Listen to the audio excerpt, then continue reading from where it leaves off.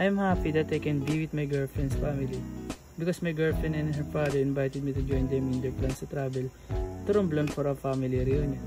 On April 6, the day finally arrived, we took a bus to Batangas at 8 a.m. in order to make reservation for the ship here. We didn't leave until 4 p.m. and when arrived on board, I was shocked to learn that the flight would take 12 hours consecutively.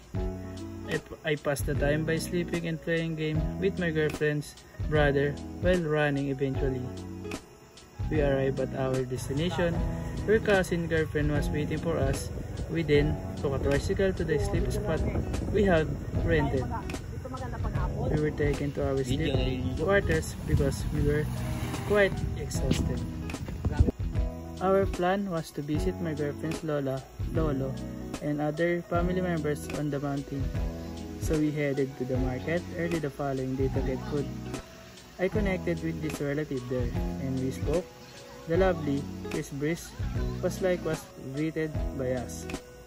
I recently had the pleasure of tasting the fresh fish that made by Lola. Had prepared along with some soup. It was my first time trying to catch fish in the sea when the afternoon rolled around. The fish were fighting with the boat we were in, which was entertaining to see. So we were thrilled when Tito caught something in the net. I'm learning and experiencing a lot here in the province. Therefore, this is one of the nicest things that has occurred to me in my life.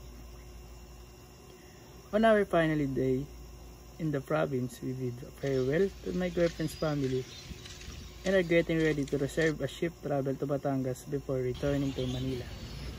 I met a lot of people and gained a lot of experience in the province. So leaving was incredibly painful even though it had been a lot of fun.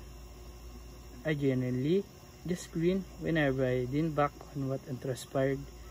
I have gained a lot of knowledge and joyful memories that I will cherish.